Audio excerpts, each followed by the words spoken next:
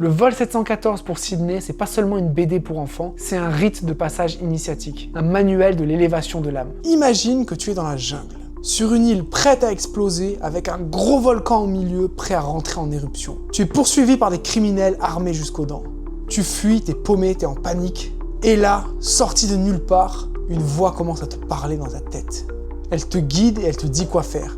Et parfois, c'est même des trucs irrationnels, absurdes, mais tu l'écoutes. Et tu réalises après coup que cette voix t'a sauvé la vie. Cette histoire est également arrivée à Napoleon Hill alors qu'il traversait une nuit noire de l'âme. Mais avant que je te la raconte et avant de percer les mystères du vol 714 pour Sydney, je te propose une façon plus ludique de sauver ton âme.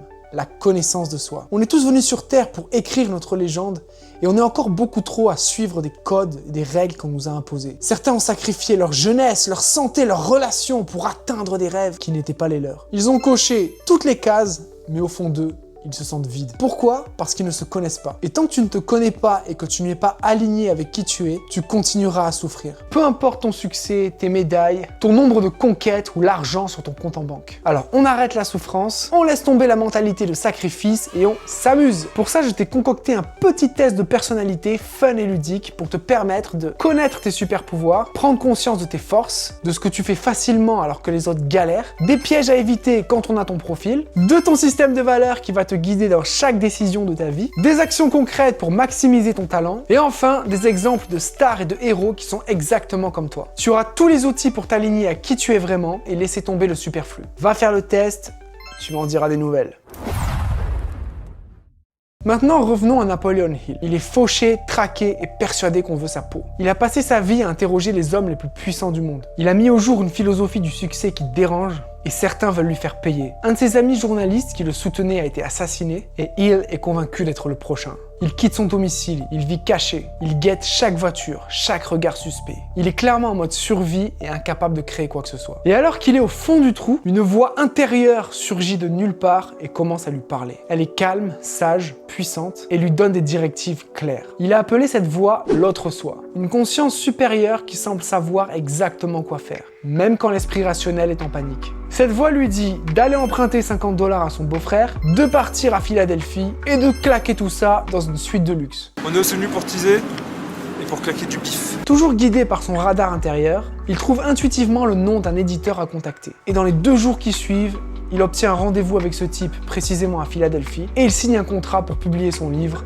avec une avance généreuse. La même chose est arrivée à Tintin et ses amis sur une île volcanique en éruption. En pleine course-poursuite avec des bandits, il entend une voix. Elle lui indique une cachette sous un gros rocher plat. Il découvre alors une grotte secrète sous un volcan, avec des murs couverts de statues de cosmonautes et de soucoupes volantes. On apprend plus tard que cette voix, c'était en fait le sulfureux Mick Zanitov et son appareil de transmission télépathique. Il dit être un agent de liaison entre les terriens et le peuple des étoiles. Symboliquement, c'est le messager des dieux cosmiques, l'Hermès des temps modernes, celui qui transmet la sagesse des plans supérieurs. La voix télépathique à travers laquelle Mick Zanitov guide Tintin, c'est un archétype puissant. C'est le logos, la parole divine. C'est l'intuition supérieure ou le soi divin qui guide ceux qui l'entendent. Elle vient d'en haut, mais elle parle de l'intérieur, comme les oracles antiques. Symboliquement, ce moment représente l'éveil de la conscience supérieure dans un monde en crise. Il est inquiet parce que le volcan est sur le point d'entrer en éruption et l'île est sur le point d'exploser. Ils finissent par être secourus à temps par une soucoupe volante au centre du cratère. Ils montent dans la soucoupe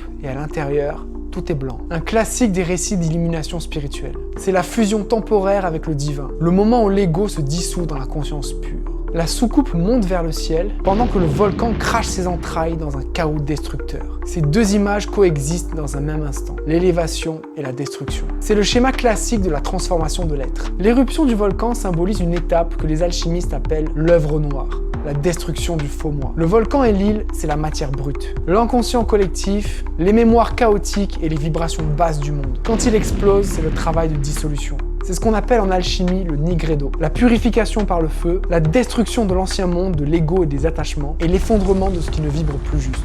C'est le jugement dernier, l'apocalypse intérieur, mais aussi le four alchimique, l'Athanor, dans lequel l'être est transformé par l'épreuve. La soucoupe va symboliser l'ascension de l'âme, ce que les alchimistes appellent l'œuvre au blanc. Tandis que la matière est dissoute en bas, l'âme s'élève. La soucoupe va donc représenter la conscience supérieure, l'être transmuté, purifié, qui accède au plan supérieur. C'est l'enlèvement symbolique. Pas un kidnapping, mais un passage vibratoire. L'ascension vers un plan de réalité plus élevé. Tintin et ses amis sont ensuite soumis à une sorte d'hypnose amnésique pour qu'ils oublient tout ce qu'ils ont vu et ils prennent place dans un canot de sauvetage au large de l'île. Ici, l'oubli, c'est pas une régression, c'est ce que les anciens appellent l'oubli sacré. Tu reviens dans le monde d'avant, mais quelque chose en toi a changé pour toujours. Dans les mystères grecs, on buvait l'eau du fleuve l'été après l'éveil pour oublier le monde d'avant et ne pas trahir l'expérience sacrée. Les héros ne se souviennent de rien, mais ils ne sont plus les mêmes. Ils ont été enlevés, purifiés, puis rendus au monde avec un changement invisible mais irréversible. C'est l'effacement de l'ego, la petite mort alchimique. On meurt symboliquement pour pouvoir renaître. C'est Rubédo, l'œuvre rouge, la dernière étape avant le grand œuvre alchimique. Cette histoire me rappelle beaucoup le jugement dernier et l'arche de Noé.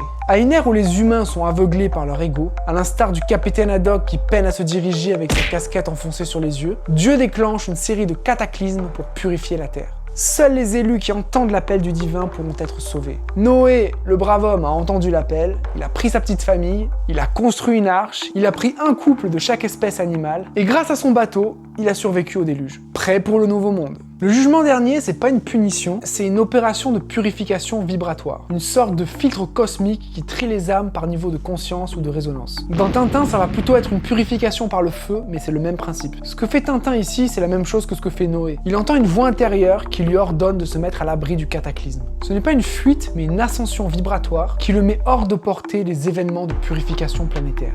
L'île, c'est le vieux monde, les vibrations cheloues, les bad vibes, et elle est nettoyée par le feu céleste. Hergé te dit en douce, si tu vibres bas, tu descends avec l'île. Mais si tu t'élèves, tu passes à travers. Tintin et sa team s'en sortent parce qu'ils ont écouté la voix. Pas parce qu'ils sont plus malins, mais parce qu'ils étaient alignés. Ton cerveau, c'est un récepteur et un transmetteur de fréquences à travers lequel tu vas capter et envoyer des pensées. Si tu te branches sur la radio Dieu.fm, tu pourras entendre les voix célestes du divin, l'autre soi, ou cette petite intuition qui pourrait bien te sauver la vie. Mais si t'es en mode TikTok, OnlyFans, chichon et whisky coca, il y a plus de chances que tu périsses avec les mécréants de ce monde. Les commandements religieux ne sont pas des règles morales, ce sont des lois énergétiques. C'est ta fréquence qui crée ta réalité. Le vol 714 pour Sydney, c'est pas seulement une BD pour enfants, c'est un rite de passage initiatique, un manuel de l'élévation de l'âme, un appel à écouter une autre voix que celle du monde pour réaliser que la voix véritable, c'est celle qu'on entend lorsqu'on se tait.